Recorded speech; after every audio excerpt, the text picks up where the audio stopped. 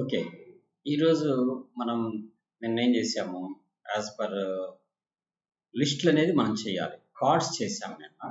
ఇవాళ లిస్టులు ఎలా జనరేట్ చేస్తాం? ఆ లిస్టులకి కీ ఎలా ప్రొవైడ్ చేస్తాం? కీ ప్రొవైడ్ చేయకపోతే మనకి ఏ బగ్ వస్తది? ఆ కీ ప్రొవైడ్ చేయటం వల్ల మనకొచ్చే బెనిఫిట్ ఏంటి? ఇవి మెయిన్ ఇంపార్టెంట్. ఈ లిస్ట్స్ అనేది మనకి మోస్ట్‌లీ నీడ్ అనమాట రియాక్ట్‌లో. ఎందుకనంటే మనం ఏ డేటా బైండ్ చేసినా ఆ లిస్ట్‌కి కీని మనం ప్రొవైడ్ చేసే వర్క్ చేయాలన్నమాట. సో అది ఎలా వర్క్ చేస్తాం ఏందనేది ఇవాళ చేద్దాం మనం. సో ఫస్ట్ మన టాపిక్ సీక్వెన్స్‌గానే వెళ్తున్నాము. మధ్యలో కాకపోతే మనం హ్యాండ్లింగ్ ఈవెంట్స్, కార్డ్స్ కూడా తెలుసుకున్నాము. లిస్ట్స్ చేద్దాం ఇవాళ లిస్ట్‌ల కీస్. ఆ తర్వాత ఫార్మ్ కంట్రోల్స్‌కి, కండిషనల్ రెండరింగ్‌కి వెళ్దాం మనం. ఓకే. సో లిస్టులు చేయాలంటే ఫస్ట్ మన యాప్ ఈ డ్రైవ్లో ఉందనుకుంటా మనం చేసే యాప్. ఫస్ట్ యాప్లోకి వెళ్దాం. నిన్నది మనం కార్డ్స్ది జిప్ చేయలేదు మనం. సో ఈరోజు నేను జిప్ చేస్తున్నాను. సో ఇవి రెండు వదిలేయాలి, ఇది వదిలేయాలి, దెన్ నోడ్ మాడ్యూల్స్ కూడా వదిలేయాలి, గిట్ ఇగ్నోర్ కూడా వదిలేయాలి. The remaining should be zip. ఇవి ఎలా వాడుకోవాలో కూడా ఈరోజు క్లాస్లో చెప్తాను మీకు.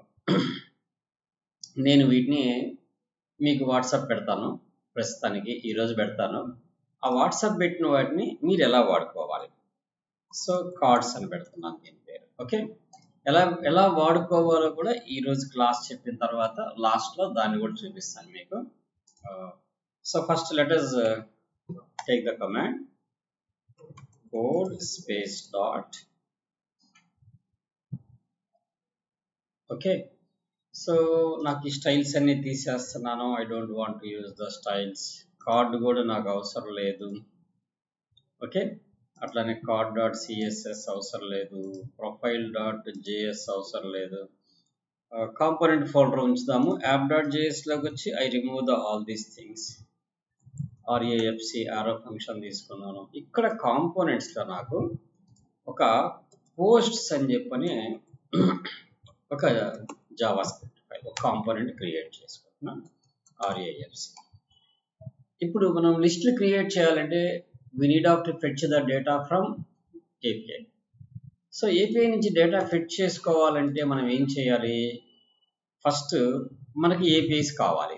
మరి APIs మనకి ఎక్కడి నుంచి వస్తాయి? దొరకవు కదా. సో కాబట్టి మనం ఏం చేయాలంటే ఫేక్ APIs అని చెప్పి మనకి అందరూ వాడుకోవడం కోసం ఫేక్ APIs ఫ్రీగా మనకి ఆన్లైన్లో ప్రొవైడ్ చేస్తారు. సో అది ఎక్కడంటే JSON ప్లేస్ హోల్డర్ అని చెప్పని ఒక సైట్లో APIs ఉంటాయి. JSON placeholder. ఈ JSON ప్లేస్ హోల్డర్లో ఫ్రీ ఫేక్ రెస్ట్ APIs అంటాం. రెస్ట్ APIs అంటే మనం ఆల్రెడీ డిస్కస్ చేసాం. Representational stateful APIs, CRUD operations, create, read, update, delete. So వాటిని ఫేక్ ఆప్. ఆ APIs తోటి మనం ఆ ఆపరేషన్స్ చేయొచ్చు. బట్ టెంపరీగా అప్డేట్ అవుతాయి కానీ మళ్ళీ రిఫ్రెష్ అయిపోతూ ఉంటాయి అనమాట. That is called fake APIs. Okay. So నేను ఇక్కడ ఏం చేస్తానంటే ఇక్కడ చూడండి మనకి సింటాక్స్ అంతా కూడా దొరికింది ఇక్కడే. ఇప్పుడు నేను ఏం తెచ్చుకోవాలనుకుంటున్నాను? సో జనరల్గా ఫొటోస్ తెచ్చుకోవచ్చు, టుడూస్ తెచ్చుకోవచ్చు, యూజర్స్ లిస్ట్ తెచ్చుకోవచ్చు, లేకపోతే నేను ఇప్పుడు ఏం తేవాలనుకుంటున్నా? పోస్టులు తేవాలనుకుంటున్నాను. సో మీరు ఇవన్నీ కూడా ప్రాక్టీస్ చేయొచ్చు. సో ఫస్ట్ పోస్ట్స్ అని చెప్పి తీసుకుందాము. ఇక్కడ నుంచి ఈ లింక్ కాపీ చేసుకుందాం. ఓకే. మన అప్లికేషన్లోకి వద్దాం. ఇక్కడ పైన ఏం చేద్దామంటే URL నేమ్ మనం పెట్టుకుందాం. ఏం పెట్టుకుందాం? URL నేమ్ పెట్టుకుందాం. సో నేను కాన్స్టెంట్ బేస్ URL అని చెప్పని క్రియేట్ చేసి, అంటే whenever I need of to change the API URL ఇక్కడ చేంజ్ చేసుకోవచ్చు. మిగతా చోట్ల నేను టచ్ చేయకుండా ఉండొచ్చు. అందుకోసం అలా చేశాను. సో పోతే మనకి ఆల్రెడీ మనకి ఈ ప్లేస్ హోల్డర్స్ కంటే ముందు దీన్ని ఎలా ఫిట్ చేయాలి? రియాక్ట్లో ఫెచ్ అనే ఫంక్షన్ ఉపయోగించి చేయాలి. This will be use. ఇక్కడ ఈ సింటాక్స్ నేను రాస్తాను. ఇప్పుడు మీకు ఇది అవసరం లేదు, బట్ మీకు చెప్తున్నాను అనమాట. ఫెచ్లో ఫస్ట్ పారామీటర్ ఏమంటామంటే URL అంటాం. ఓకే. ఆ URL ఎప్పుడైతే మనం ఇక్కడ URL ఫస్ట్ పారామీటర్, దీని పక్కన బాడీ అని చెప్పి ఒకటి రాస్తాము. అది తర్వాత మనం అప్డేట్, డిలీట్ వాటి ఆపరేషన్స్ వాడేటప్పుడు రాస్తాము. ప్రెసెంట్ మనకు ఓన్లీ రీడ్ చేసే అవసరమే కాబట్టి no need of to body అవసరం లేదు. డాట్ దెన్ ఎప్పుడైతే ఈ డేటాని, అంటే ఈ API నుంచి డేటాని సక్సెస్ఫుల్గా రిటర్న్ తీసుకొని వస్తుందో, ఇదే ప్రామిసెస్ అంటాం అనమాట. అంటే ఆ డేటా రిటర్న్ వచ్చిన తర్వాత then only the data should be store into the response. ఆ రెస్పాన్స్ని మనం డైరెక్ట్గా వాడలేము, అందుకని ఏం చేస్తామంటే దాన్ని రెస్పాన్స్ డాట్ జేసన్ అని చెప్పని జేసన్ ఫార్మాట్లోకి మార్చుకొని ఆ వచ్చిన దాన్ని దెన్ ఎప్పుడైతే కన్వర్ట్ అవుతుందో జేసన్ ఫార్మాట్లోకి ఆ వచ్చిన దాన్ని జేసన్ అనే వేరియబుల్లో పెట్టుకొని దాన్ని లాక్ చేసాము. లాక్ చేసే బదులు మనం స్టేట్స్ తీసుకొని స్టేట్లో స్టోర్ చేసుకుంటాం.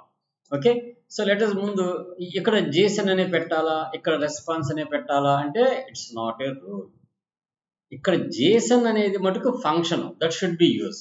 The remaining all are will be not constants. But response వస్తుంది కాబట్టి ఏపీఐ సక్సెస్ఫుల్గా ఫిట్ చేయిన తర్వాత వచ్చేదాన్ని ఏమంటాం, మనం క్వశ్చన్ అడుగుతున్నాం, అవతల మనిషి తిరిగి సమాధానం చెప్పాడంటే దట్ ఈస్ ద రెస్పాన్స్ అంటాం. అప్పుడు దాకా until we can wait. Question వేసాం, అతను ఆన్సర్ చెప్పిన దాకా మనం వెయిట్ చేయాలి. ఆ ఆన్సర్ చెప్పిన తర్వాత దాన్ని రాసి మనం ప్రింట్ చేయాలి. ఆ రాసి ప్రింట్ చేయడం అనేది we should convert the JSON format, then we will console లాగ్లో ప్రింట్ చేసుకోవాలి. Simple thing.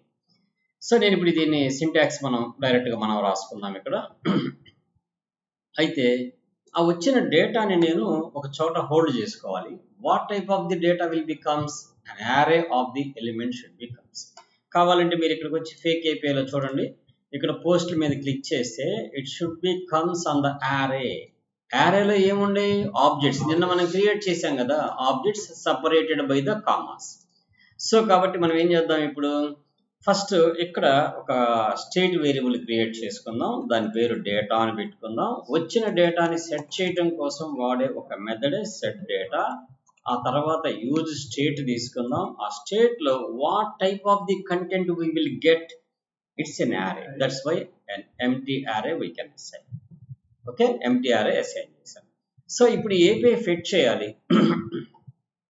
ఎప్పుడు ఫిట్ చేయాలంటే పేజ్ లోడ్ అయిన ఫస్ట్ టైమే ఫిట్ చేయాలి. ఇంకా తర్వాత ఎన్నిసార్లు మిగతావి రీరెండర్ అవుతున్నా కానీ ఇది మటుకు ఫిట్ జరగకూడదు.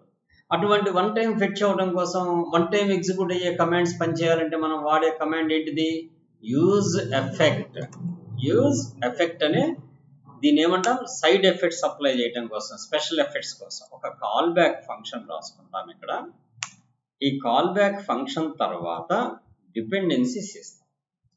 సో ఈ కాల్ బ్యాక్ ఫంక్షన్లో ఇప్పుడు నాకు ఏం కావాలి, ఇక్కడ ఈ కాల్ బ్యాక్ ఫంక్షన్లో ఫెచ్ అనే కమాండ్ కావాలి. సో కాబట్టి FETCH fetch of what next, ఫెచ్లో ఏం కావాలి నాకు, base URL dot then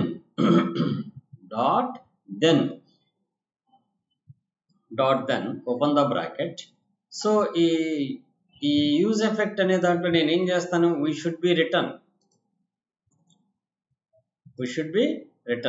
so ఇక్కడ format the document, format something small mistake will be done.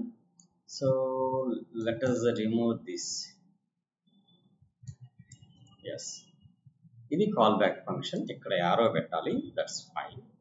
ఈ యారో ఫంక్షన్లో ఇప్పుడు మనం ఫెచ్ రాసుకుంటాం. ఫెచ్ ఓపెన్ ద బ్రాకెట్, కొద్దిగా జూమ్ చేస్తాను, మొబైల్లో చూసే వాళ్ళకి క్లారిటీగా ఉంటుంది. ఇక్కడ బేస్ URL తీసుకుందాం, డాట్ దెన్ వచ్చిన దాన్ని ఏమంటాం, నేను రెస్పాన్స్ అని పెట్టుకోకుండా RES అని పెట్టుకుంటాను. సో RES, ఓకే, ఆ రెస్పాన్స్ని ఏం చేస్తాను నేను, RES వచ్చిన దాన్ని ఏదైతే పేరు పెట్టుకుంటున్నామో ఆ పేరుని JSONలోకి మార్చుకుంటున్నాం. దెన్ ఆ తర్వాత రిజల్ట్ వచ్చేదాన్ని ఏమనుకుంటున్నాను నేను ఇక్కడ సింప్లీగా, సో నేనేమనుకుంటాను, డేటా. సో డేటాని దేంట్లో స్టోర్ చేయాలి, ఫస్ట్ కన్సోల్లో ప్రింట్ చేసి చెక్ చేసుకొని ఆ తర్వాత మనం డేటాని అసైన్ చేద్దాం. దట్స్ ఫైన్, అయిపోయింది. Console log of data fit అయిపోతుంది. సో నేను జస్ట్ ఇక్కడ పోస్ట్స్ అని చెప్పి ఒక హెడ్డింగ్ పెట్టుకున్నాను. ఇప్పుడు ఈ కాంపోనెంట్ని ఎక్కడ కాల్ చేయాలి, నేను app.jsలో కాల్ చేయాలి. వాట్ అబౌట్ ద పోస్ట్, ఆటోమేటిక్గా కాంపోనెంట్ వచ్చేసింది, క్లోజ్ చేసాం. Let's run the program, npm start restart. చాలా సింపుల్గా రాసుకున్నాం. పోస్ట్ అనేది తీసుకున్నాం, ఒక URL కాపీ చేసుకున్నాం. ఎక్కడి నుంచి తెచ్చుకున్నాము, JSON ప్లేస్ హోల్డర్ అనే ఫేక్ APIs నుంచి పోస్ట్స్ అని చెప్పిన ఒక APIని తెచ్చుకున్నాము. ఆ API తీసుకొచ్చుకున్న దాన్ని ఒక URL వేరియబుల్లో పెట్టుకున్నాము కాన్స్టెంట్ కింద. మనం యూజ్ ఎఫెక్ట్ ద్వారా ఫస్ట్ టైం ఎగ్జిక్యూట్ కావడం కోసం సెకండ్ టైం ఎగ్జిక్యూట్ కాకుండా ఉండాలి అంటే we go for the use effect. So కాబట్టి మనం ఏం చేసాము, యూజ్ ఎఫెక్ట్ అనే హుక్ను వాడుకొని ఆ హుక్లో ఒక కాల్ బ్యాక్ ఫంక్షన్ రాసుకున్నాము. ఆ కాల్ బ్యాక్ ఫంక్షన్లో ఫెచ్ చేస్తాము. ఆ తర్వాత ఏమి ఇచ్చాము, డిపెండెన్సీస్ ఎంటీ ఇచ్చాం. తర్వాత మనం డిపెండెన్సీ పెడతాము ఎప్పుడు అనేది తర్వాత మీకు ఫిల్టర్స్ చెప్పేటప్పుడు చెప్తాను. ప్రెజెంట్ డేటా రిటర్న్ వస్తుంది. ఈ బేస్ యూఆర్ఎల్ నుంచి ఫెచ్ అయిన డేటా సక్సెస్ఫుల్గా రిటర్న్ వచ్చిన తర్వాత దెన్ అంటే ఆ తర్వాత రెస్పాన్స్లోకి స్టోర్ అవుతుంది. ఆ రెస్పాన్స్ నుంచి వచ్చిన దాన్ని తీసుకెళ్ళి రెస్పాన్స్ డాట్ జేసన్ అని చెప్పనే ఫంక్షన్ ద్వారా దాన్ని రెస్పాన్స్ని జేసన్ ఫార్మాట్లో కన్వర్ట్ చేస్తున్నాం. దెన్ డేటా కింద స్టోర్ చేసుకుంటున్నాం. దాన్ని ఏం లేదు, ఈ ఫంక్షన్ ఎగ్జిక్యూట్ అయినప్పుడు వచ్చేది ఇక్కడ పెట్టే వేరియబుల్లోకి వెళ్ళేది. గుర్తుపెట్టుకోండి సింప్లీగా, ఈ ఫంక్షన్ ఎగ్జిక్యూట్ అయితే వచ్చిన వాల్యూ ఎప్పుడు కూడా దీంట్లోకి వెళ్ళేది. అది కావాల్సిన ఫార్మాట్లోకి మార్చుకుంటున్నాం. దెన్ దాన్ని తీసుకెళ్ళి దీంట్లో పెట్టుకుంటున్నాం. దెన్ ఏం చేస్తున్నాం, మళ్ళీ ప్రింట్ చేసేస్తున్నాం. Simply we can print. So program open అయిపోయింది. ఇక్కడ మనకి ఏం చేస్తుందంటే సెట్ అప్డేట్ వారలేదు కాబట్టి మనం ఇంకా సెట్ డేటా అనేది నువ్వు ఇంకా యూజ్ చేయలేదు, అన్యూజ్లో ఉందని చెప్పని మనకు వార్నింగ్ ఇస్తుంటుంది. మనం తర్వాత దాన్ని ఫుల్ఫిల్ చేస్తాం కాబట్టి no issue. So let's come back post అని చెప్పని వచ్చేసింది. కానీ వెనకాల డేటా ప్రింట్ అయ్యి ఉండాలి. సో ప్రింట్ అయ్యి ఉండాలంటే మనం ఏం చేయాలి, ఇన్స్పెక్ట్లోకి వెళ్ళి, ఆర్ మీరు విండోస్ సిస్టమ్ అయితే F12 కొట్టినా కానీ వస్తుంది. కన్సోల్లో యారే వచ్చేసింది. ఈ యారేలో 100 ఎలిమెంట్స్ ఉంటాయి. ఏమేమి ఉన్నాయి, యూజర్ ఐడి ఉంది, ఐడి ఉంది, టైటిల్ ఉంది, అండ్ తర్వాత మనకి ఇంకా ఏమైనా ఉందా, బాడీ కూడా ఉందా, బాడీ కూడా. సో వీటన్నిటిని మనం ఇప్పుడు లిస్ట్స్లో ప్రింట్ చేద్దాం. ఓకేనా, లిస్టులో ప్రింట్ చేద్దాం. So let's moving to the కోడ్లోకి వెళ్ళిపోదాం. ఇప్పుడు ఈ డేటాని మనం ఏం చేద్దామంటే లాక్ చేయకుండా దాన్ని సెట్ డేటా తోటి సెట్ డేటా అనే మెథడ్లోకి ఈ డేటాని స్టోర్ చేసేద్దాం. ఇప్పుడు మనం ఇక్కడ స్టాక్ బ్రాకెట్స్ తీసుకున్నాం. ఎందుకని జావా స్క్రిప్ట్ రాయాలనుకుంటున్నాం కదా. ఏది, డేటా డాట్ మ్యాప్ ఆఫ్ వచ్చే ఆర్గ్యుమెంట్ నేను ఎలిమెంట్ కామా ఒక ఇండెక్స్ని తీసుకొచ్చుకోవచ్చు, లేదనుకుంటే ఒట్టి ఎలిమెంటే తీసుకోండి. ఇండెక్స్ అనేది ఏమవుతుందంటే మధ్యలో రికార్డ్ డిలీట్ అయినప్పుడు మారుతూ ఉంటుంది కాబట్టి మనం ఆ రికార్డ్లో ఉన్న ఒరిజినల్ ఐడిని తీసుకొచ్చుకుంటాం. ఓకే, అండ్ రిటర్న్ ఇక్కడ ఏం చేయాలి, మనం రిటర్న్ స్టేట్మెంట్ రాయాలి. ఇది బాగా అలవాటు చేసుకోండి. స్టాక్ బ్రాకెట్ ఓపెన్ చేసామంటే దీని కింద ఫంక్షన్ స్టార్ట్ అయింది. ఫంక్షన్లో రిటర్న్ ఆర్గ్యుమెంట్ ఇస్తాను. ఇక్కడ నేను ఒక list of the elements print చేయాలి. ఆర్డర్డ్ లిస్టా అన్ఆర్డర్డ్ లిస్టా అని చెప్పని అనుకుంటాం. సో కాబట్టి నేను బయట యూఎల్ అని చెప్పి ఒకటి ఓపెన్ చేస్తాను. ఈ యూఎల్ని నేను ఎక్కడ క్లోజ్ చేయాలనుకుంటున్నాను, ఈ కింద క్లోజ్ చేయాలి. ఎక్కడ, ఈ జావా స్క్రిప్ట్ ఎక్కడైతే కంప్లీట్ అయిపోతుందో అక్కడ క్లోజ్ చేయాలి. దట్స్ మధ్యలో ఏం రాయాలి మనం ఇప్పుడు, ఎల్ఐ రావాలి. సో ఎల్ఐ ఫస్ట్ ఎల్ఐలో ఏం ప్రింట్ అవ్వాలి మనకి, ఎలిమెంట్ డాట్ ఐడి ప్రింట్ అవ్వాలి. ఎలిమెంట్ డాట్ ఐడి ప్రింట్ అవ్వాలి. ఆ తర్వాత మళ్ళీ ఎల్ఐ స్టార్ట్ అవ్వాలి. ఆ తర్వాత ఏం ప్రింట్ అవ్వాలి, ఎలిమెంట్ డాట్ ఐడి దేంట్లో ఉండాలి, కంపల్సరీ జావా స్క్రిప్ట్ ఎలిమెంట్స్ ఎప్పుడు కాల్ చేసినా కానీ we should enclose with in the stock brackets. So అయినా ఎర్రర్ చూపిస్తుంది. అది ఎందుకు చూపిస్తుంది అనేది చెప్తాను నేను. ఎలిమెంట్ డాట్ ఇంకోటి ఏముంది, టైటిల్. ఆ తర్వాత ఇంకొక లిస్ట్ ఆఫ్ ది ఎలిమెంట్ తీసుకోండి. దాంట్లో ఏం కనపడాలి మనకి ఇప్పుడు, element dot body. That's okay. ఇక్కడ ఈ ఎలిమెంట్ డాట్ ఐడిని నేను ఇక్కడ కీ కింద కూడా ప్రొవైడ్ చేస్తాను. ఏం చేస్తాను, key is equal to stack brackets element dot ID. That's fine. అయితే ఎందుకు ఇది వస్తుందంటే ఎప్పుడు కూడా రిటర్న్ 1JSX ఎలిమెంటే రిటర్న్ చేయగలదు. ఇక్కడ ఏంది, మల్టిపుల్ ఎల్ఐస్ కదా ఇవి. మల్టిపుల్ ఎల్ఐస్ అన్నప్పుడు మల్టిపుల్ ఛానల్స్ కింద లెక్కే కదా మనకి. సో ఇప్పుడు సింగిల్ అయిపోతుంది మనకి. సో ఏమవుతుంది, ఇప్పుడు సింగిల్ అయిపోతుంది. ఇప్పుడు కిందకి వచ్చేసి చూడండి, సక్సెస్ఫుల్గా కంప్లీట్ అయిపోయి ఉంటుంది. ఆ బగ్స్ అన్ని క్లియర్ అయిపోయాయంటే మనం కిందకి వెళ్ళిపోదాం, బాటంకి వెళ్ళిపోవాలి. Just web pack completed successfully. ఆ పైన మనం రాసేటప్పుడు బగ్స్ వచ్చాయి. ఫస్ట్ మనం ఈ కీ పెట్టకుండా చూద్దాం. బగ్ ఏందో కూడా తెలుసుకోవాలిగా. మనం కీ పెట్టకపోయినా సక్సెస్ అయింది. కానీ ప్రోగ్రామ్ రన్ అయ్యేటప్పుడు ఇక్కడ మనకి కన్సోల్ ఒకసారి క్లియర్ చేద్దాం, రిఫ్రెష్ చేద్దాం.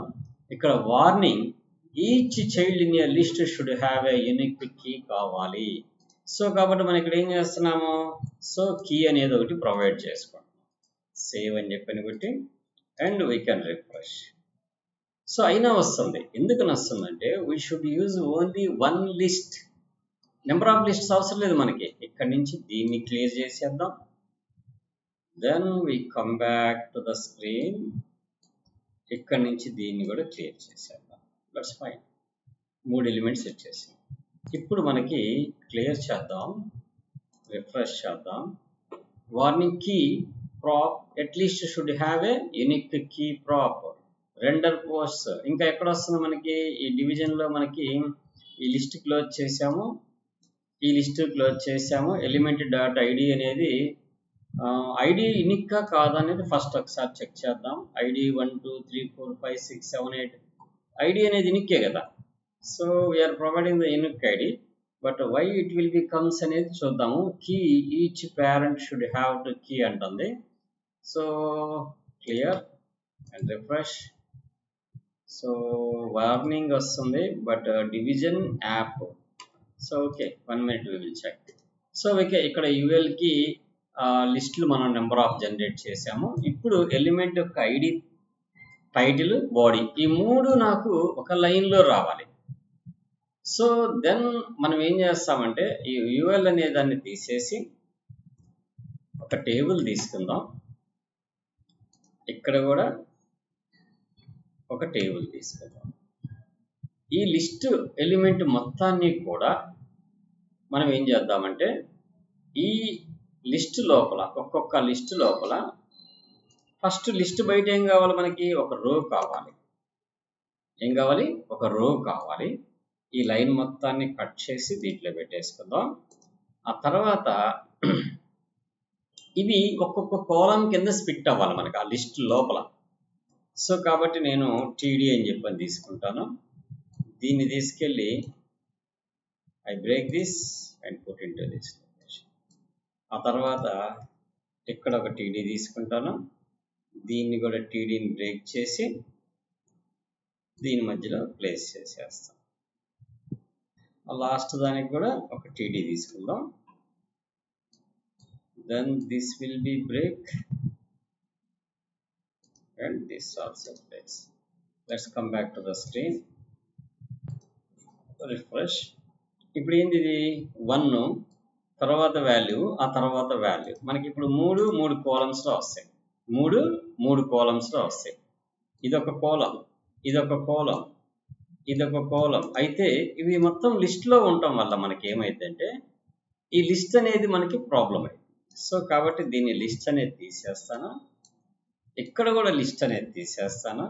అయితే కీ ఎక్కడ ఇస్తాను అంటే ఆ రోకి నేను కీని ఇస్తాను. అప్పుడు అది రో మొత్తానికి ఒకటే కదా, రో మొత్తానికి ఒకటే పేరెంట్ కదా అది. సో కాబట్టి element dot ID. Let's come back. ఇప్పుడు రిఫ్రెష్ చేస్తే సో ఇప్పుడు నీట్గా మీకు టేబులర్ ఫామ్లో జనరేట్ అయిపోయింది. ఈ టేబుల్కి మనం ఏం చేద్దామంటే లెటస్ టేక్ ద బోర్డర్స్, ఇక అవన్నీ అప్లై చేసుకుంటే మనకి ఓకేనా, అప్లై చేసుకుంటే సరిపోయింది. సో ఇప్పుడు మనం టేబుల్స్కి స్టైల్స్ రాయాలి. So we don't strain to writing the styles. Already మనకి సిఎస్ఎస్ మొత్తం తెలుసు, చేస్తున్నాము. అలాంటప్పుడు మనం ఏం చేయాలి, సింపుల్గా HTML టేబుల్ స్టైల్స్ అని కొట్టండి. అలవాటు చేసుకోండి. ఇలానే సిఎస్ఎస్ స్టైలింగ్ టేబుల్స్లోకి వెళ్ళండి. ఇక్కడ మీకు నెంబర్ ఆఫ్ మోడల్స్ కనపడుతుంది కదా, ఈ మోడల్ కనపడుతుంది. ట్రై యువర్ సెల్ఫ్లోకి వెళ్ళండి, మీకు ఇక్కడ కోడ్ కనపడుద్ది. సో ఇక్కడ మెయిన్ ఏంది, ఈ స్టైల్స్ మొత్తం కాపీ చేసేసుకోండి. ఎక్కడి నుంచి ఎక్కడి దాకా ఈ స్టైల్స్ మొత్తం, ఈ స్టైల్స్ అన్ని కాపీ చేసేసుకోండి.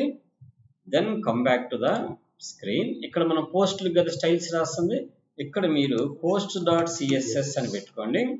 జస్ట్ పేస్ట్ చేసేయండి. ఇక్కడ మనం కస్టమర్స్ కాదు వాడుతుంది, ఐడి పేరు post.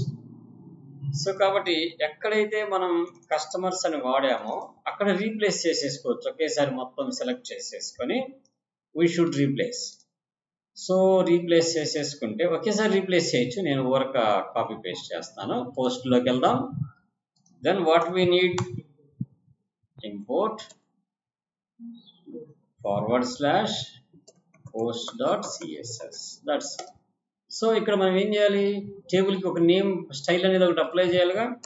ID is equal to post అని చెప్పని ఇచ్చేసి let's come back to the screen.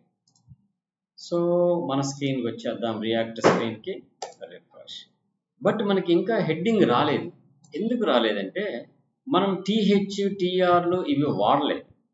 So ఇక్కడ స్టైల్ ఏముంది, టీహెచ్ వాడితేనే ఆ హెడ్డింగ్స్ ఆ కలర్లో వస్తాయి అని చెప్పని ప్రొవైడ్ చేశారు. సో ఇక్కడ మనం ఏం చేద్దాం, ఇప్పుడు మనం కూడా ఒక టైటిల్స్ ప్రొవైడ్ చేయాలి. ఎక్కడ ఈ టేబుల్ ఎక్కడైతే స్టార్ట్ అవుతుందో అక్కడ ఒక టీఆర్ తీసుకోవాలి, దాంట్లో ఒక టీహెచ్ పెట్టి ఫస్ట్ ఏంటిది మనకు కావాల్సింది ఐడి, సెకండ్ కాలం ఏంది ఐడి, తర్వాత టైటిల్, ఆ తర్వాత కాలం ఏంది సో బాడీ అని చెప్పని తీసేసుకొని రో క్లోజ్ చేసాం. Let's come back your program, ఆటోమేటిక్గా వచ్చేసాం. సో టైటిల్కి స్పెల్లింగ్ తప్పుపడింది, టీహెచ్ ఇక్కడ కూడా టీహెచ్ రాయాలి, అన్ని టీహెచ్ హెడ్డింగ్స్ కాబట్టి. Okay, let's come back to your screen. ఆటోమేటిక్గా మనకు ఒక నీట్గా టేబుల్ వచ్చేసి ఆల్టర్నేటివ్ రోస్ సెలక్షన్ కూడా ఇచ్చేస్తాం. ఇదంతా మనకి దట్టు రెస్పాన్సివ్గా వస్తుంది. మనం పేజీ ఏ సైజ్ తీసుకుంటే ఆ సైజులో రెస్పాన్సివ్గా వస్తుంది అన్నమాట. ఇలా మనం ఒక డేటాని లిస్టుల నుంచి మనం గెట్ చేసుకొని సెట్ చేసుకోవచ్చు. అర్థమైందా? సో లిస్టుల నుంచి ఇన్స్పెక్ట్లోకి వెళ్దాం. Let's all are should be clear. Okay, data మొత్తం మనకి క్లియర్గా ఫెచ్ అయిపోతుంది. సో ఇది మనం డేటాని ఫెచ్ చేసుకోవాలంటే, అయితే ఈ డేటాని ఫెచ్ చేసేటప్పుడు మనం ఏ లైబ్రరీ వాడామో, ఫెచ్ అని వాడాము కదా. ఇప్పుడు మనం ఫెచ్ అనే దాన్ని అలా కామెంట్లో పెట్టేసి ఒక అదర్ లైబ్రరీని వాడుకోవాలి. సో ఈ అదర్ లైబ్రరీ గురించి మనం రేపు క్లాస్లో చేద్దాము, కానీ ఆ లైబ్రరీ ఏంది, అది ఎలా ఉపయోగపడిద్ది ఏందనేది ఇవాళ మనం దాంట్లో ఎలా ఇన్స్టాల్ చేసుకోవాలో కూడా చెప్తాను మీకు. సో మీకు ఫస్ట్ ఏం చేద్దామంటే, మనం వాడబోయే లైబ్రరీ పేరు ఏంటంటే యాక్సియస్ అంటాం. యాక్సియస్ లైబ్రరీ. ఫెచ్ అనేది ఏంటంటే బై డిఫాల్ట్గా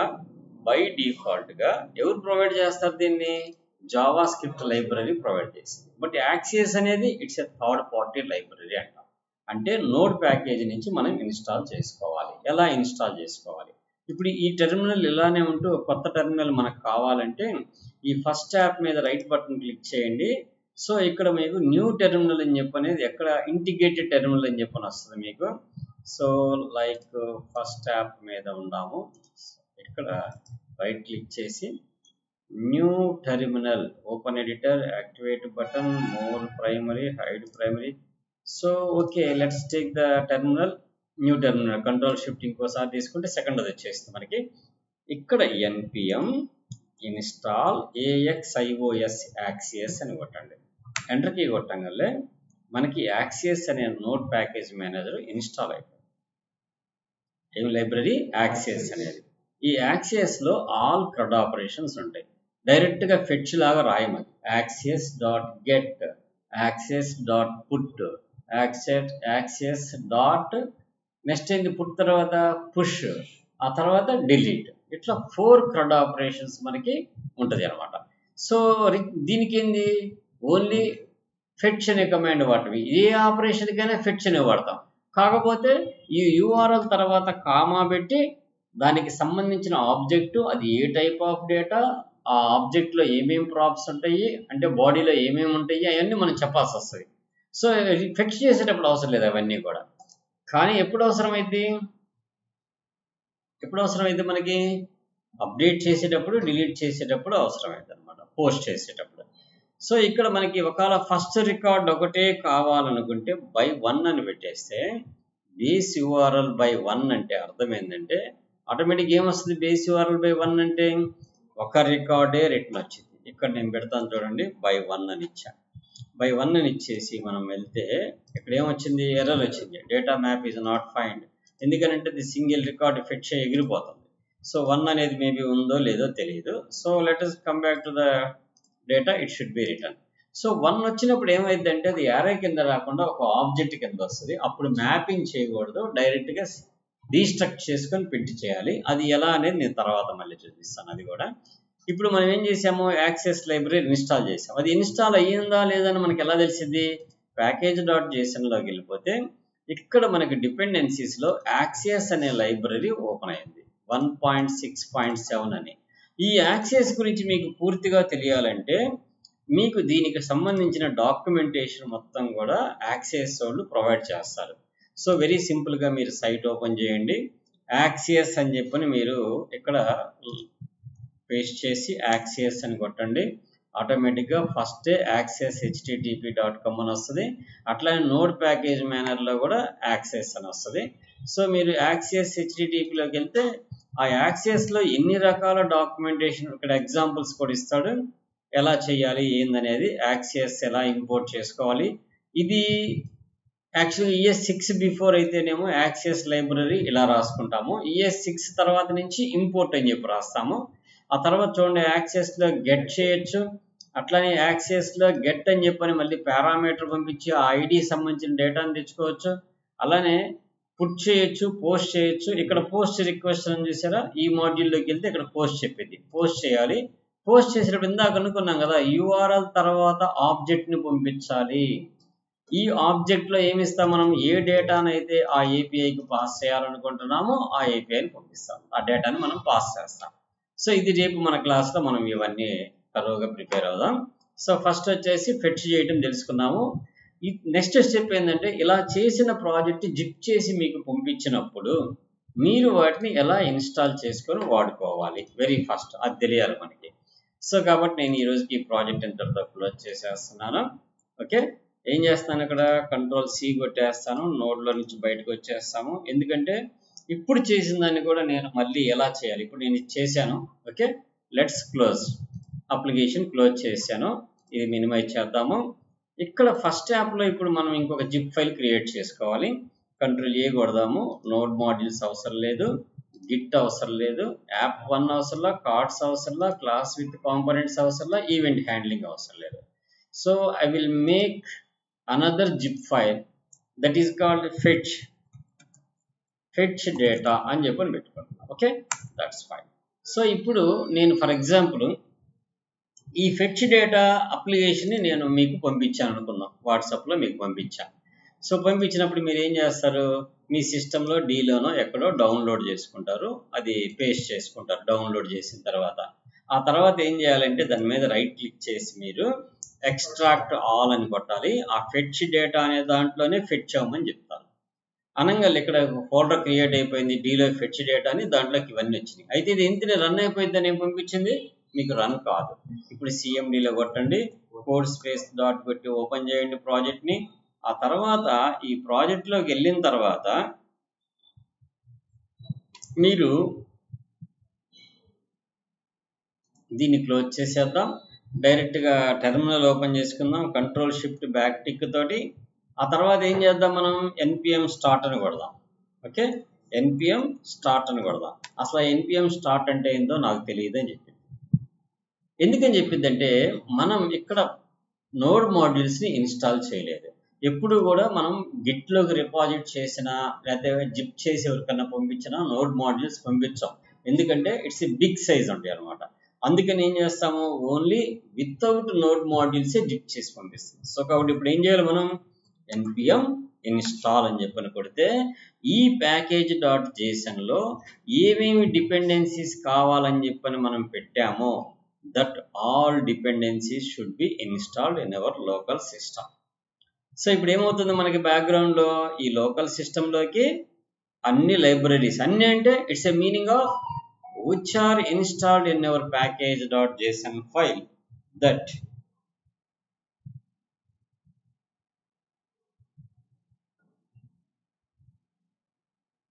okay, that all are should be installed.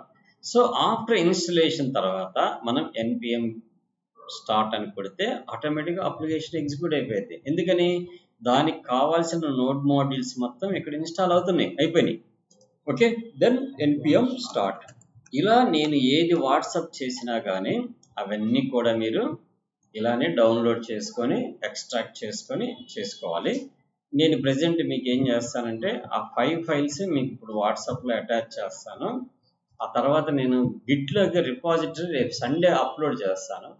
అప్పుడు ఎప్పుడు కావాలన్నా మన రిపాజిటరీలోకి వెళ్ళి ఆ ప్రాజెక్ట్స్ని మీరు రిపోని క్లోనింగ్ చేసుకొని వాడుకోవచ్చు. రేపు సండే నేను అప్లోడ్ చేస్తాను. ఈ లోపు జరిగే క్లాస్ని కూడా కలిపి. ఇప్పుడు అప్లికేషన్ రన్ అయ్యి చూడండి. ఎక్కడికి ఎత్తుకెళ్ళినా మనం అప్లికేషన్ని ఇదే ప్రొసీజర్లో ఎత్తుకెళ్ళాలి. అర్థమవుతుందా? సో అలానే మనం ఈరోజు ఇంకొక చిన్న టాపిక్ కూడా తెలుసుకుందాం.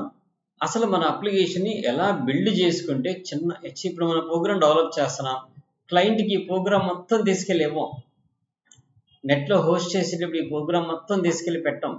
ఏం పెడతాము? బిల్డ్ చేసింది, వెబ్ ప్యాక్ తోటి బిల్డ్ చేసింది తీసుకెళ్ళే ఇస్తాం. ఆ బిల్డ్ చేసినప్పుడు వెరీ సింపుల్గా ఒక 3-4 ఫైల్స్తో తయారైపోయింది. ఆ బండిల్ ఫైల్స్ ఎలా క్రియేట్ అవుతాయి ఏందనేది కూడా ఈ క్లాస్లో నేను చెప్తాను. ఇది ఓపెన్ అయిన తర్వాత అది ఎలా తయారైద్దో కూడా మీకు చెప్తాను. Okay, let's. అర్థమైందా?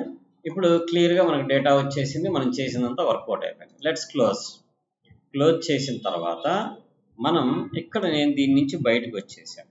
వచ్చి ఇప్పుడు ఇక్కడ బాగా అబ్జర్వ్ చేయండి, ఇక్కడెక్కడ మీకు బిల్డ్ అనే ఫోల్డర్ కనపడలేదు కదా. బిల్డ్ చేసుకోవాలంటే మనం ఇక్కడ ఆల్రెడీ మనకి ఇక్కడ ఒక లింక్ ప్రొవైడ్ చేశాడు, దట్ ఈస్ కాల్డ్ బిల్డ్. అందుకని ఏం చేయాలంటే ఇక్కడ మనం కమాండ్ కొట్టేటప్పుడు npm రన్ బిల్డ్ అని కొట్టండి. npm రన్ బిల్డ్ అని కొట్టి ఎంటర్ కీ కొడితే ఇక్కడ మీ కళ్ళ ముందే ఒక ఫోల్డర్ క్రియేట్ అయిపోయింది. బిల్డ్ అయ్యేటప్పుడు ఎటువంటి బగ్స్ ఉన్నా కూడా బిల్డ్ కాదు, అప్లికేషన్ బిల్డ్ కాదు. బిల్డ్ అయ్యేటప్పుడు ఆ అప్లికేషన్ యొక్క బగ్స్ మనకు మళ్ళీ చూపించింది. whenever we can finish that bugs then only it creates the build. Automatic build వచ్చేసింది. ఇక్కడ ఈ బిల్డ్లో వచ్చింది ఏమైనా డైరెక్ట్గా రన్ అయిద్దా? రన్ కాదు. మళ్ళీ అదొక ప్రాబ్లం. అది రన్ అవ్వాలంటే మన సిస్టంలో కంపల్సరీ ఏదో ఒక సర్వర్ రన్ అవుతూ ఉండాలి. అంటే మనం పెట్టే సర్వర్లో కాబట్టి డైరెక్ట్గా వర్క్ అయ్యేది. అలా కాని పక్షంలో మన సిస్టంలోనే మనం చెక్ చేసుకోవాలంటే మీరు ఎలా చెక్ చేసుకుంటారు దానికి కూడా నేను చెప్తాను ఇప్పుడు. సో ఇప్పుడు మనం ఫిట్ చేసాము. ఇక్కడ బిల్డ్లోకి వెళ్తే చిన్న ఇమేజెస్, స్టాటిక్ అన్నీ క్రియేట్ అయిపోయినాయి. సో లెట్స్ నేను ఏం చేస్తాను, ఇప్పుడు ఈ ప్రాజెక్ట్ క్లోజ్ చేసేస్తాను. ఓకే, ప్రాజెక్ట్ క్లోజ్ చేశాను. ఇక్కడ బిల్డ్లోకి వెళ్ళాను. ఈ ఇండెక్స్ డాట్ ఓపెన్ చేస్తే నథింగ్ టు షో, ఏం కనపడదు, ఎగ్జిక్యూట్ జరగదు. కానీ ఇప్పుడు మనకు కావాల్సింది ఏంది? ఇంతవరకే ఈ చిన్న ప్రాజెక్ట్ అనమాట. మనం బిల్డ్ చేసింది మొత్తం ఏమైపోయింది? 649 KBకి వెళ్ళింది. మనం రాసిన ప్రోగ్రామ్ ఎంత? ఇది మొత్తం కలిపితే మన ప్రాజెక్ట్. సో దీనికి కెపాసిటీ ఎంత? మనకి అరౌండ్ 100 MB పైనే ఉంది. 242 MB అప్లికేషన్ని బిల్డ్ చేసిన తర్వాత ఒక చిన్న సాఫ్ట్వేర్ కింద అది బిల్డ్ చేసేసింది. సో ఎంత? 649 KB. దీన్ని తీసుకెళ్ళి మనం ఈ స్టాటిక్ అనే దాంట్లో బండిల్ ఫైల్స్ క్రియేట్ అవుతాయి అనమాట. CSS బండిల్స్ క్రియేట్ అవుతాయి, జావా స్క్రిప్ట్ బండిల్స్ క్రియేట్ అవుతాయి. వాటికి కావాల్సిన రిసోర్సెస్ అన్ని ఇమేజెస్ మొత్తం బయట తీసుకొచ్చుకుంటుంది. సో ఇప్పుడు ఈ ఇండెక్స్ అనేదాన్ని నేను ఎగ్జిక్యూట్ చేస్తే ఆటోమేటిక్గా పనిచేయాలి. ఎలా పనిచేసిద్ది? సో మీకు ఆల్రెడీ నేను యూట్యూబ్లో ఒక వీడియో పెట్టాను. దాన్ని jump how to install the jump అని చెప్పని పెట్టాను. మీరు దాన్ని డౌన్లోడ్ చేసుకొని జాంప్ సర్వర్ని ఇలా రన్ చేయండి. రన్ చేసిన తర్వాత ఈ అప్లికేషన్ పేరు ఏం పేరు? బిల్డ్ అని ఉంది కదా, ఈ రైట్ బటన్ క్లిక్ చేయండి. నేను ఇక్కడి నుంచి కట్ చేసేస్తున్నాను. మీరు ఇన్స్టాల్ చేసేటప్పుడు జాంప్ ఎక్కడ లోడ్ అవ్వాలో అడిగిద్ది. దాని గురించి నేను మొత్తం క్లారిటీగా యూట్యూబ్లో వీడియోలో చెప్పాను, మన ఛానల్లో ఉంది. ఈ జాంప్లోకి వెళ్ళి HTTP డాక్లోకి వెళ్ళి ఇక్కడ పేస్ట్ చేయండి. ఎక్కడ వేయాలి? జాంప్లో HTTP డాక్స్లో వేయాలి. ఇప్పుడు దీని పేరు ఏం పేరు పెడదాము? ఫెచ్ అని చెప్పని పెట్టుకుందాం. ఏం పెడదాం? ఫెచ్ అని పెడదాం. సో ఇప్పుడు నాకు ఈ ఫెచ్లో ఉన్నది ఓపెన్ అవ్వాలి. ఎలా ఓపెన్ అవ్వాలి? ఫస్ట్ మీరు ఏం చేస్తారంటే ఒక బ్రౌజర్ ఓపెన్ చేయండి. ఈ బ్రౌజర్లో లోకల్ హోస్ట్ అని కొట్టండి. లోకల్ హోస్ట్ అని కొడితే జనరల్గా నేను ఏ వెబ్సైట్ అయితే మౌంట్ చేసి ఉంటానో అది కనపడుద్ది బై డిఫాల్ట్గా. కానీ మీకు అది కనపడకూడదు, మీకు కావాల్సింది కనపడాలి. అప్పుడు ఏం చేస్తానంటే లోకల్ హోస్ట్లో // పెట్టి వాట్ అబౌట్ దట్ ఫెచ్ అని కొట్టాలి. సో అప్పటికి కూడా రాదు. ఎందుకని రాదంటే నేను ఇక్కడ కాన్ఫిగరేషన్ సెట్ చేసి పెట్టాను జాంప్కి. ఇక్కడ నా సైట్లో నేను జాంప్కి కాన్ఫిగరేషన్ చేసి పెట్టాను. అయితే మీకు ఈ ప్రాబ్లం ఉండదు. ఎందుకని ఉండదంటే మీరు ఒకటే సిస్టంలో చేస్తున్నారు కాబట్టి ప్రాబ్లం లేదు. నేను ఇక్కడ నెంబర్ ఆఫ్ అప్లికేషన్స్ యూజ్ చేస్తూ ఉంటాను కాబట్టి ఇట్స్ ఏ ప్రాబ్లం. సో కాబట్టి నేను ఇప్పుడు ఏం చేస్తాను, టెంపరీగా కాన్ఫిగరేషన్లోకి వెళ్ళి ఈ హెచ్టిటిడి కాన్ఫిగరేషన్లోకి వెళ్ళి ఆ బిల్డ్ అనే దాని పేరు ఏం పేరు పెట్టాం, మనం ఫెచ్ అని పెట్టాం. సో ఎక్కడైతే నేను ఈ పాత్ ఉంటుందో ఈ పాత్ ఉంటుంది అనమాట. మీరు ఇవన్నీ చేయక్కర్లేదు, గుర్తుపెట్టుకోండి. మీకు ఆ వీడియోలో నేను చెప్పాను ఎలా చేయాలో. డైరెక్ట్గా మీరు ఎక్కడికి వెళ్తారు, ఎక్కడికి వెళ్ళాలి, మీరు డైరెక్ట్గా హెచ్టిటిపి డాక్స్లోకి వెళ్ళి ఆ బిల్డ్ అనే ఫోల్డర్ని ఫెచ్ కింద మార్చి సేవ్ చేసేయండి. దట్స్ ఎనఫ్, ఇంకేం అవసరం లేదు. ఇప్పుడు చూడండి, నేను ఒకసారి దీన్ని స్టాప్ చేసేసి సర్వర్ని మళ్ళీ స్టార్ట్ చేస్తున్నాను.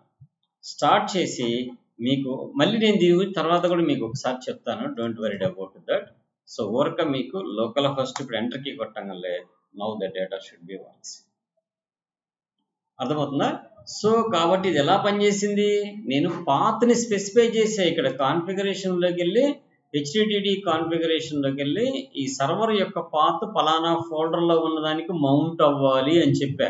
అది ఎక్కడ, డీలో ఉన్న హెచ్టిటిపి డాక్ జాంప్లో ఉన్న హెచ్టిటిపి డాక్స్లో ఉన్న ఫెచ్ అనే ఏపీఐ ఫోల్డర్లో ఉన్న డేటాకి మౌంట్ అవ్వాలని చెప్పా. సో ఇవన్నీ నేను డిఫరెంట్ ప్రాజెక్ట్స్ చేస్తుంటాను కాబట్టి నేను ఆ ప్రాజెక్ట్స్ అన్నిటి యొక్క లింక్స్ ఇక్కడ రాసుకొని ఏది వర్క్ చేస్తుంటే దాన్ని ఓపెన్ చేసుకుంటా, మిగతావన్నీ కామెంట్స్లో పెట్టుకుంటా ఉంటా. అర్థమవుతుందా? సో కాబట్టి మీరేం చేస్తారు, మీకు ఒకటే చేస్తారు కాబట్టి మీకు ఇవన్నీ ఉండవు కాబట్టి డైరెక్ట్గా ఈ ఫోల్డర్ని తీసుకెళ్ళి హెచ్టిటిపి డాక్స్లో పేస్ట్ చేసేస్తే చాలు. మీరు ఇంకా పాత్ కూడా పెట్టక్కర్లా, పేస్ట్ చేసేసి దెన్ వీ కెన్ ఓపెన్. అప్పుడు మీకు సైట్ ఇలా ఓపెన్ అయిపోయింది అనమాట, వెబ్సైట్ లాగా. అంటే రేపు వెబ్లో పెడితే ఎలా ఉంటుంది అనేది మీరు తెలుసుకోవాలంటే ఇది చేయాలి. దీని మీద మళ్ళీ మనం ఒకసారి విడిగా క్లారిటీగా ఇంకొక వీడియో చేద్దాం. ప్రస్తుతానికి ఫెచ్ ఎలా చేయాలనేది చూసాం మనం ఈరోజు. డేటాని ఫెచ్ చేసి ఎలా బైండ్ చేసుకోవాలి చూసాం. నెక్స్ట్ క్లాస్లో యాక్సెస్ లైబ్రరీ గురించి వర్కౌట్ చేద్దాం. ఆ యాక్సెస్ లైబ్రరీ కూడా వర్కౌట్ చేసిన తర్వాత దెన్ రియల్ టైంలో ఒక అప్లికేషన్ ఎలా బిల్డ్ చేసి ఒక వెబ్సైట్లో ఎలా పెడతామనేది కూడా మీకు డైరెక్ట్గా నా హోస్టింగ్ సర్వీసెస్లోకి ఎత్తుకెళ్ళి కాపీ చేసి ఎలా చేస్తామనేది కూడా మీకు చూపిస్తాను. ఓకే, సో ఓకేనా? నా వీడియో నచ్చినట్టయితే లైక్ చేయండి, షేర్ చేయండి, బెల్ ఐకాన్ మీద నొక్కితే మీకు లేటెస్ట్ అప్డేట్స్ వస్తూ ఉంటాయి. Okay, bye.